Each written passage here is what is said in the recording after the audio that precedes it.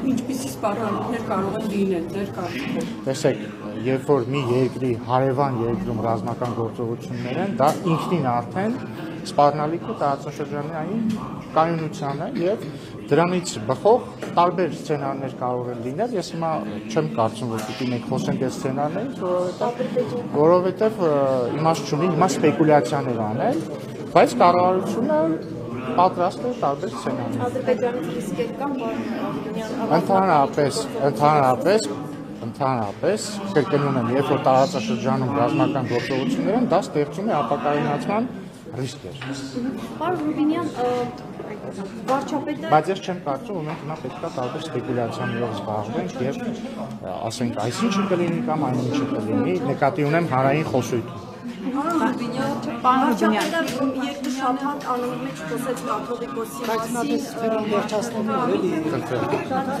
Պարոն Ռուբինյան, տեսեք, հիմա իրավիճակ է, որ Վրաստանը կոնյակի արտահանման հետ կապված է խնդիրներ ստեղծում, Իրանում ստեղծված իրավիճակով պայմանավորված են հայկական բեռներն այդ ուղղությամբ դժվարությամբ են առաջ գնում։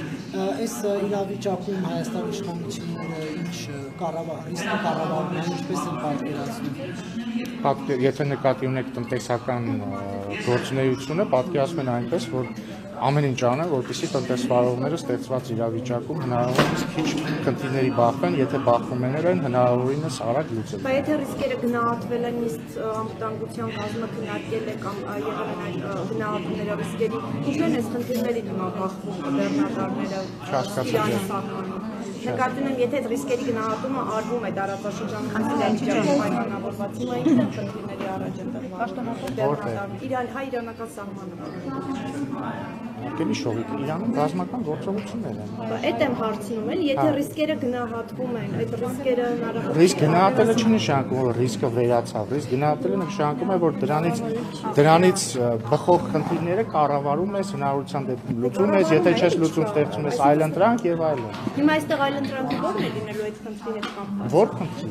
Բեռնատարների, որ կանգնած են այնտեղ։ Որտե՞ղ։ Հայ-իրանական սահմանը։ Հայ-իրանական սահմանի հիմա բեռնատարները չեն ասում։ Դե են վարորդները։ Խնդրում եմ ինձ հետո հստակ տեղեկություն տվեք այդ առումով պատասխանը, որտեղ ես դրանից տեղեկացված չեմ։ Պարոն վարչապետ Փաշինյանը գրառում էր արել Լևոն Տեր-Պետրոսյանի ընտրագետարարության հիմնադիրը լինելով հետ կապված, ինքն երկրորդել է նրան հաշմատելով Լևոն Սուրաբյանի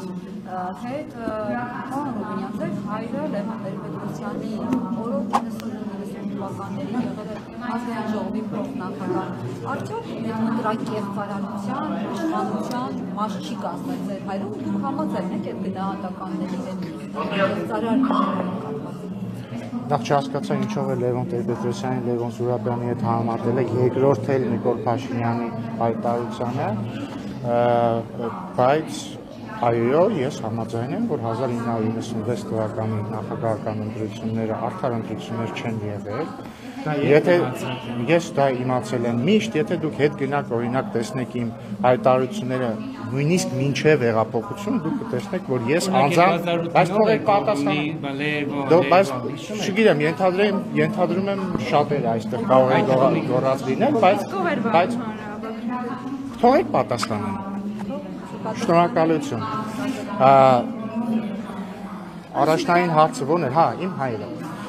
Նախ մինչև իմ հորը հասնելը պատասխանեմ հարգելի Փայլակի հարցին։ Ես իմացել եմ դրա մասին, միշտ խոսել եմ դրա մասին, միշտ, եթե կրկին վեր հանեք իմ նախկին հայտարարությունները, նախորդ տարիներին, ընդհանուր հեղափոխությունից առաջ տարիներին դուք կտեսնեք դա։ Հորս մասին, եթե դուք վեր հանեք իր օրինակ մի հոդված կամ հարցազրույց 2011 կամ 2012 թվականին արված կրկին տեսնեք, որ իր վերաբերմունքը արտահայտել է 1996 թվականի ընտրությունների վերաբերյալ։ Այսինքն իշխանության մաս է եղել այդ ընտրակերպարար, Դե խնդրում եմ այդ հոդվածի անվանումը, եթե չեմ սխալվում, մեղավորը մենք ենք, խնդրում եմ գտեք եւ կարդացեք։ Այս post factum է, այսինքն արձանագրել, որ ընտրակերպարար իշխանության մաս է կազմել պարոն Ռուբինյանը։ Ես կարծում եմ, եթե ես հիմա չպիտի մեկնաբանեմ իմ հայրը ինչ է արել կամ ինչպես, ես ձեզ ասեցի, եթե հարցը հետևյալն է, արդյոք անհետևողականություն չկա իմ ասացի միջև 96 թվականի ընտրությունների մասին այն բերմամբ, որ իմ հայրը եղել է այդ իշխանության մեջ, ես ձեզ ասում եմ, որ չկա անհետևողականություն, որովհետև իմ հայրը ինքը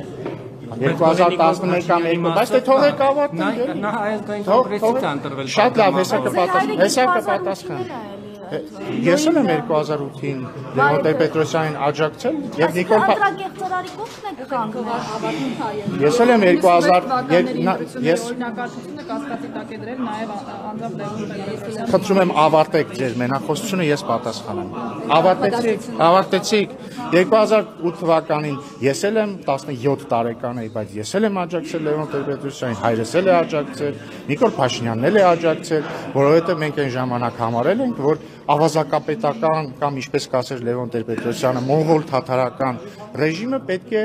շտապ ազատվել այդ ռեժիմից։ Ազգագործան պատուհաններից պետք է ազատվել, թե չէ։ Լևոն Տեր-Պետրոսյանի քողմանում ինքն էր ասել ազգագործան պատուհաններից պիտի ազատվել։ Դե տեսնում եք, սա այն կետն է, երբ որ ես Լևոն Տեր-Պետրոսյանի հետ ընդհանրապես համաձայն չեմ եւ դրա համար ի տարբերություն 2008 թվականի չեմ աջակցում։ Պարոն Ռուբինյան անցել է Լևոն Զուրաբյանի գաղափարների Լևոն Զուրաբյանի։ Լևոն Զուրաբյանի Չէ, բացարձակ։ Հա։ Հիսուս Քրիստոս, չէ։ Իմ արգությունը չի անցել Լևոն Զուրաբյանի գաղափարների ներքո։ Վերան բան եք անում, էլի, բայց դուք ասենք Ինչ ասել, ով ասել։ Լևոն Զուրաբյանը դրանից չէիք դուք բռնկվել։ Ինչի մասն ասում, չեմ հասկանում։ Չի անհասարակ է։ Ինչի մասն ասում։ Որովհետև հենց իր բացատրությունից հետո եք ասել Խառնում եք, երևի։ Հա։ Պարոն Լևոնյանը, ձեր թիմակիցները Քոչարյանին զրպարտել եւ վիրավորել են ընդհանուր 15 միլիոն դրամի եւ նա դատի է տալիս, որ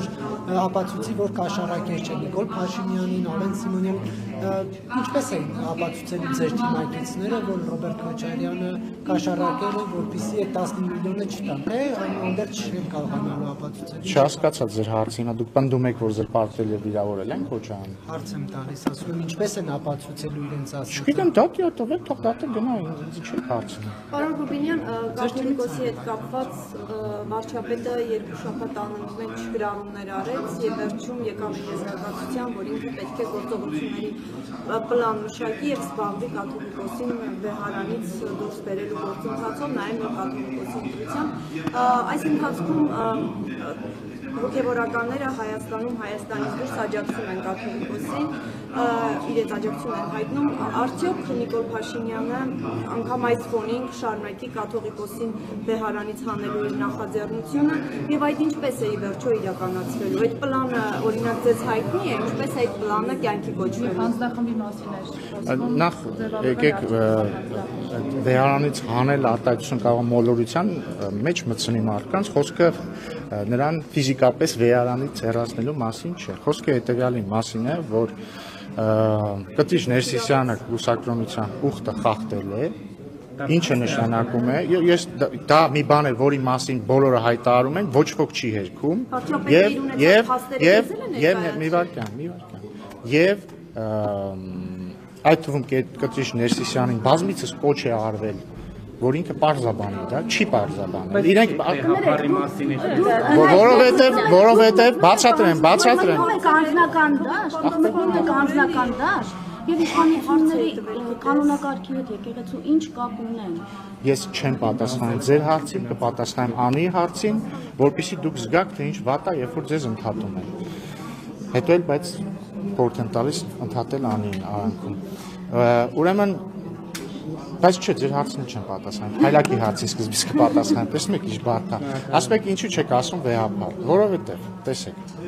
ընդհանրապես եկեղեցական տիտղոսները չիմաստ են, չեք կրում։ Օրինակ սրբազան նշանակում է սրբազան, շատ չէ սուրբ չէ, բայց հա սրբակենցաղ։ Օրինակ երբ որ սրբազանին հանդիպում ես, պիտի ասես Աստված օգնական սրբազան հայր, ինքն պետք է ասի Աստված պահապան որդիակս կամ դուստրս։ Ինչու ես ասում Աստված օգնական, որովհետև ինքը տվել է կուսակրոնության ուխտ եւ այսինքն ինքը դժվարություն է վերցրել իր վրա, պիտի ծառայի Աստծուն, ինքը իր իսկ որոշման հրաժարվել է ընտանիք ունենալու բերջանքից եւ այսպես շարունակ, ասում ես Աստված օգնական։ Վեհապարն ասում ես վեհապար, որովհետեւ ինքը փառավորում է իրեն։ Հիմա եթե մարդը իր տրված ուխտը խախտել է, ես ոնց իրեն ասեմ հարգելի ժողովուրդ, կա մի հատ հեշտ ճանապարհ, էլի, որ ասում եք հիմա ինչ ենք մենք սպեկուլյացիաներով զբաղվում։ Սուտ է, թող ասի սուտ է։ Թող ասի։ Թող ասի սուտ է։ Որովհետև այն կետից սկսած, երբ որ հարցը բարձրացվեց եւ չհերկվեց, դա դարձավ ճշմարտություն։ Շատ բարձր։ Բայց անձնական տվյալները հիմա չենք հավաքագրում։ Հիմա ձեզ օրինակ ինչո՞վ ենք շանտաժ հանձնախումբ ձևավորենք եւ շանտաժն այն է, երբ որ դու մեկին ասում ես արա սա կամ մի արա սա, թե չէ ես կանեմ սա կամ չեմ անի սա։ Նման դեպքի մենք գործ ունենք, իհարկե ոչ։ Անձնական տվյալների մասին։ Տեսեք, օրինակ հիմա եթե դուք ինձ հարցնեք, դուք քանի տարեկան եք, ես ասեմ 35։ Դուք ինչ չեք ասի, բայց մի վարքյան ինչի ես դու 35 եւ 30 եւ ոչ 34։ Դա ուղղակի իմ անձնական տվյալն է։ Ես 35 տարեկան եմ։ Բայց օրինակ եթե դուք ինձ հարցնեիք 10 տարի առաջ, 11, դու քանի տարեկան ես, ու եթե ես պատգամավոր լինեի, ու ես ասեի 24, ձեր լեգիտիմ իրավունքը կլիներ ինձ ասել, բայց մի վարքյան, ո՞նց ես դու 24 տարեկան եւ պատգամավոր, եթե ըստ մեր օրենքի դու պետք է լինես 25 տարեկան, որովհետեւ ըստ մեր չեմ մանիպուլացնում, որովհետեւ ըստ մեր սահմանադրության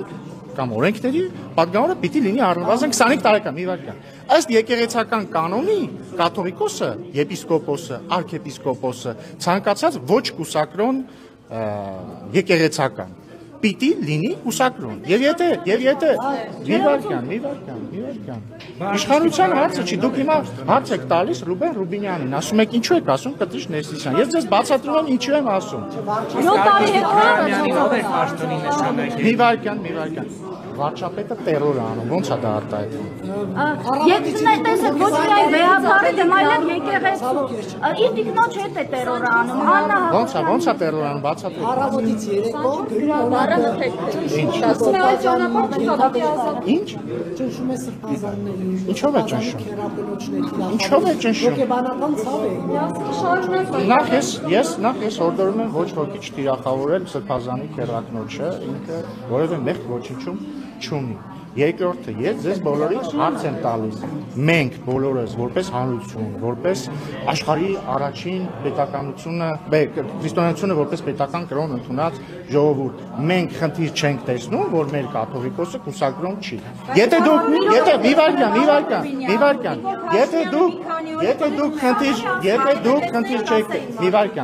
դուք խնդիր չեք տեսնում, անկեղծ եղեք, ազնիվ եղեք ու ինձ ասեք, պարոն Ռուբինյան, ինչ անենք, Մի վարքյան,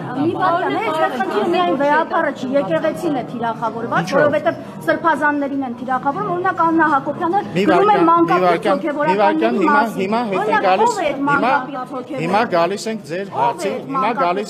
Հիմա գալիս ենք ձեր հարցի տրամաբանությանը։ Դուք ասում եք, որ եթե քննադատություն է հնչում կամ ինչպես դուք եք ասում, թիրախավորվում են սրբազանները, ուրեմն թիրախավորվում է մանկապարտությունը, ուրեմն թիրախավորվում է եկեղեցին։ Հիմա հարց, եթե ինչ-որ մեկը թիրախավորում է ինձ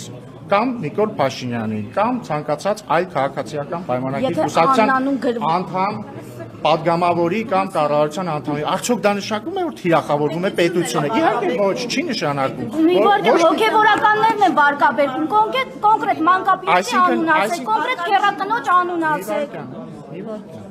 Եթե դուք ասում եք, որ քննադատությունը առհոգևորական նշանակում է վարկաբեկել եկեղեցին, նույն տրամաբանությամբ կարելի ասել, որ պատգամավորին վարկաբեկելը, պատգամավորին քննադատելը նշանակում է վարկաբեկել ազգային ժողովը եւ Հայաստանի պետական ինստիտուտները։ Օդից կախված հանցագործությունների մեղադրանքներ են։ Եթե նկատեցիք, ընդհանրապես մի բանի մասին նշեցի։ Ես նշեցի, որ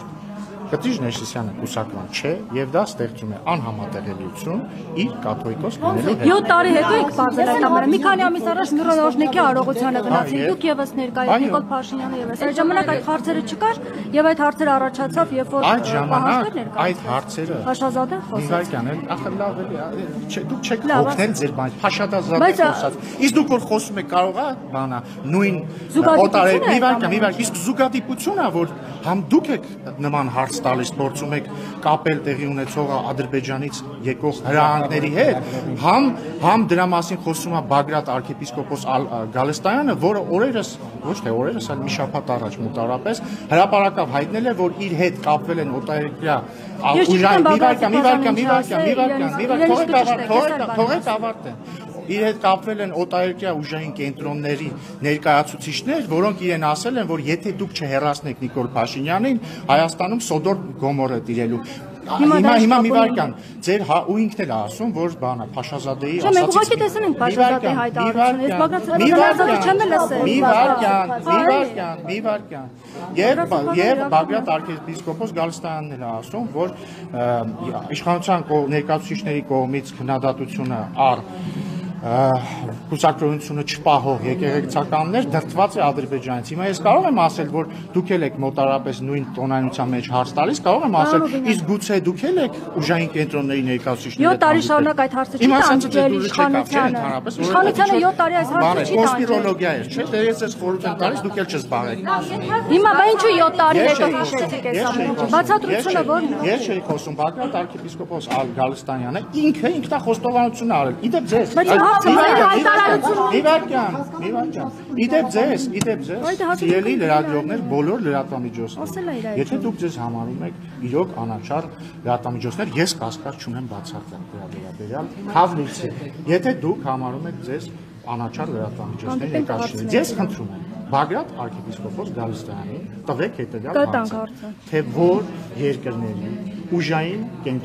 կենտրոն արտահայտություն, իր արտահայտությունը ես չեմ հորինում, որ երկրների ուժային կենտրոններն են իր հետ հանդիպել, ինչ ուժային կենտրոններ են դրանք, օրինակ չգիտեմ, հատուկ ծառայություններ են, հետախուզական ծառայություններ են, պաշտպանության նախարարություններ են, չգիտեմ ինչեր են, հարցեր են, եւ որ երկրների ծառայություններն են դրանք, ինչ են իրենք ասել իրեն, եւ արդյոք ինքը չի համարում, որ խնդրահարույց է, երբ որ հայ առաքելական եկեղեցու բարձրաստիճան հոգևորականը, որը նաև զբաղվում է քաղաքականությամբ, որը իրեն հռչակել էր վարչապետի տեխնացու, իդեպ այս մասը նկատեցիք, վարչապետի տեխնացուն ոնց որ փոխվեց։ Սկզբից սրբազանն էր, հետո սրբազանին ասեցին դե լավ, քեզ մոռացանք, հիմա բան, Մասիսի քաղաքապետին են դրել։ Խնդրում եմ այդ հարցերը կտակ։ Բայց մի վարքան, իսկ դուք կարծում եք, որ դուք բոլորդ անդադ կարող եք թեման շեղել, իսկ ես չեմ կարող։ Հիմա վերադարձանք Դուք գնացել եք օրինակ Փաշինյանի հայտարարությունից հետո գնացել եք Մայրաթոր, որևէ եկեղեցի տեսել եք մարդկանց հոսքը, թիվը, բայց ես շատ ուրախ եմ որ որևէ մեկը հասարակացի վեհապարին հարցեր։ Բայց ես շատ Միայն Փաշինյանն ու իր տիկինները։ Բայց ես շատ ուրախ եմ որ հոսք կա դեպի Մայրաթոր, որովհետև եթե ձեր մտքում մեր իշխանությունը հակաեկեղեցական է, դա միայն ձեր մտքում է։ Հասկանում եք։ Կապ ունեն Այսպես չենք դրվում, պատարակներ չենք։ Ով ասեց ձեզ։ Շարքային քաղաքացիների չկա։ Բայց ով ասեց ձեզ, որ իշխանության ներկայացուցիչներ դուք գնում եք պատարակի ամեն օր։ Ամեն օր չեմ գնում, բայց պատարակներն գոնե Ամեն պատարակի գնում եք։ Լավ մի բան ձեզ Հա, հարցնեմ։ ու դուք կարծում եք, որ այն եկեղեցին, որտեղ դուք գնում եք։ Չէ, մի վարքան, որ եկեղեցի եք դուք գնում։ Որ եկեղեցի եք գնում։ Չէ, դուք ասում եք ես գնում եմ պատարակին եւ չեմ տենում իշխանության ներկայացուցիչների։ Գնում եք որ ժամանակ, երբ որ քաղաքը Իսկ դուք որտեղ հրապարակային չեք տեսնում։ Մի եկեղեցում կամ մի տաճարում կարող ինքը մյուս եկեղեցիա գնացել։ Նկատի ունեմ գնացել է ոչ թե ասենք Մայրաթոր Սուրբ Էջմիածին, այլ ասենք Սուրբ Լիպսիմե եկեղեցի։ Կարող է։ Ինչով կավարտվի ի վերջո։ Ես կարծում եմ, որ ես հետևում եմ եկեղեցական կանոնի։ Եկեղեցական կանոնը ասում է, որ Հայաստանի հայ առաքելական եկեղեցու գլուխը վեհապար հայրապետը պիտի լինի կուսակրոն։ Դա ես չեմ ասում, դա ասում է եկեղեցական կանոնն է եւ հետեւաբար ես կարծում եմ, որ ճիշտ կլինի, որ եկեղեցու գործունեությունը համապատասխանի այդ կանոնին եւ վեհապար մենք ունենանք վեհապար հայրապետ, որը չի խախտել կուսակրոնության ուխտը։ Իսկ հիմա նորմալ ցանկություն է դա։ Փաշինյանը ուղիղ ասում է, որ վեհապարը անառակ է։ Կիսում եք իր այս դիրքորոշումը։ Ես ասացի իմ դիրքորոշումը որն է։ Իմ դիրքորոշումը հետեւյալն է։ Իմ դիրքորոշումը հետեւյալն է, որ սրբակրոնության ուխտ տված անձը պիտի հետևի իր ուխտին, եւ եթե չի հետևում, ինքը չպիտի զբաղեցնի եկեղեցական դիրք, որի համար պայման է, պարտադիր, որ ինքը պիտի լինի կուսակրոն։ որ այդ հասկացել են հետևում եկեղեցականներին, թե թեմային ինչպես կարգադահի։ Ասում եք, որ կհետևեք եկեղեցականների արձագանքին այս թեմային։ Սա նշանակում է, որ վարչապետը չի զբաղվելու այդ իր 10 հոգանոց համակարգով։ Այսինքն ինքը հանելու է կաթողիկոսին հանելու օրակարգը մնում է իր առաջնահերթությունը։ Ախր ժողովուրդ ջան, հասկանում եք, մեր եկեղեցու գլուխը, որը պիտի լինի կուսակրոն։ Կուսակրոն չի։ Ուրիշ բան եմ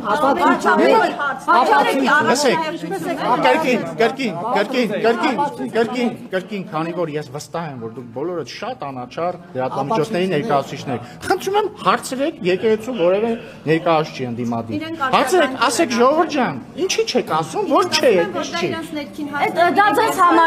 համար է օրակարգ, քաղաքացիների համար օրակարգ է, որ հեսա Սյունիքում կարա պատերազմ լինի, պայմանավորված նաև Իրանում տեղ ունեցած իրադարձություններով, քաղաքացիների համար միջև հիմա օրակարգ է, որ 5000 զոհ է ձեր իշխանության ժամանակահատվածում եղել։ Այսինքն դուք է, որ պիտի որևէ մեկի բարոյական արժեքից խոսեք։ Բայց եթե քաղաքացիների համար սա չի օրակարգը, կարող եք բացատրել, ինչի եք դուք փորձում եք ինչի եք հարց տալիս դրա մասին։ Որտեղ դուք պիտի պատասխանատվություն կրեք նաև ձեր արտահայտած մտքերի համար։ Հիմա հարց եմ ձեզ։ Մի վարքյան ոչնչացնելով գնում։ Լսում եմ, ես համբերատար լսելու եմ ձեզ, չմտածեք։ Չէ, բայց մի վարքյան, էլի, դուք ասում եք հարության համար դա չի օրակարգը։ Ինչի եք ինձ դրա մասին հարց տալիս։ Ես եկա ձեզ ասեցի, ես եկա ձեր մոտ բացեցի բան կաթողիկոսի թեմա, չէ։ Դուք ինձ այդ հարց տվեք, չտակ ժողովուրդ ջան, մի տվեք։ Որովհետև մեզ համար դուք պիտի քաղաքական պատասխանատվություն ունենաք։ Իսկ ձեր ասած մնացած հատվածներով բան, ինչ ասեցիք, ասեմ, այդ ամեն ինչի մեղավորն էլ, պատասխանատուն էլ ձեր լրատվամիջոցի եւ ձեր քաղաքական ղեկավարն է։ Լրատվամիջոցի տերը ես եմ։ Ուրեմն դուք եք։ Ես քաղաքական։ Ուրեմն դուք եք։ Իսկ իդեպ ով է ֆինանսավորում ձեր լրատվամիջոցը։ Ով է ֆինանսավորում ձեր լրատվամիջոցը։ Ես կարծում եմ մենք բոլորս իրավունք ունենք դա իմանալ։ Ես իրավունք ունեմ իմանալ։ Չէ, ով է։ Խնդրում եմ հարցում ուղարկել ես բայց ի՞նչն է ձեզ խանգարում որ հիմա։ Խնդրում եմ ինձ ասեք New Day լրատվամիջոցը ով է ֆինանսավորում։ Խնդրում եմ ասեք։ Քաղաքացիները, իմ ընկերները, Ովքեր, ոնց են։ իմ ընտանիքը։ Հիմա մի քանի տարբեր բան ասեցի։ Ձեր ընկերները, քաղաքացիները եւ իմ ընտանիքը բաց է։ Որ խնդրեմ հետո կուղարկեք ինձ ձեր հարցում արեք գրավոր Դե համարեք որ հարցումը արեցի։ Ես կարծում եմ դա շատ կարևոր է որ մենք իմանանք։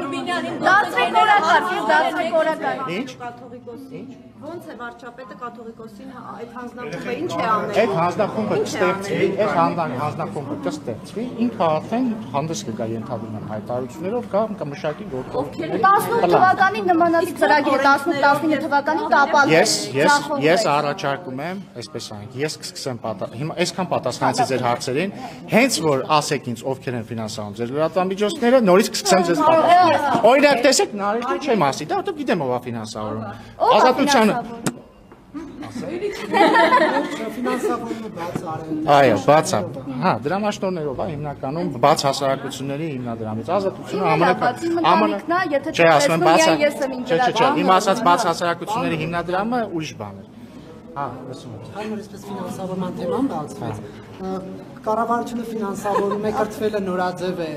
շարժումը, բայց ասում է, որ պետական գաղտնիք է վարչապետի աշխատակազմը, չեմ ասի, հարկատու, որ ասում էին քո գրպանից պետք բյուջե դնելը քո մյուս գրպանն է, հիմա այդ մարդու գրպանից փող են ծախսել եւ չեն ասում թե ինչ կան են ծախսել, սա ձեզ համար մտահոգիչ է թե ոչ։ Քանի որ մանրամասներին ձեր բացասած թեմայի տեղյակ չեմ, կարող ենք այսպես անել, կամ դուք կառավարության ներկայացուցիչներին հարցը տաք, կամ ես հաջորդ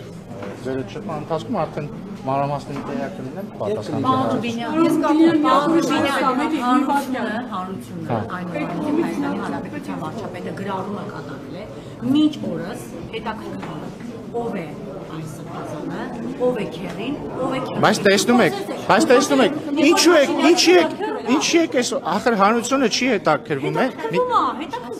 Դա մեզ էլ է հետաքրքրում, որտեղ հանցանք տեսեք, օրինակ երբ որ Ազանը քերին, քերու կինը։ կամ ով մանկապիղծ ամենակարևորը, ով է մանկապիղծը, որտեղ դա հանցագործության մասին հաղորդում է, օրինակ ես կարծում եմ, որ հանրությանը պիտի հետաքրի կամ նույնիսկ հետաքրքրում է ոչ թե ով է այս մեկը,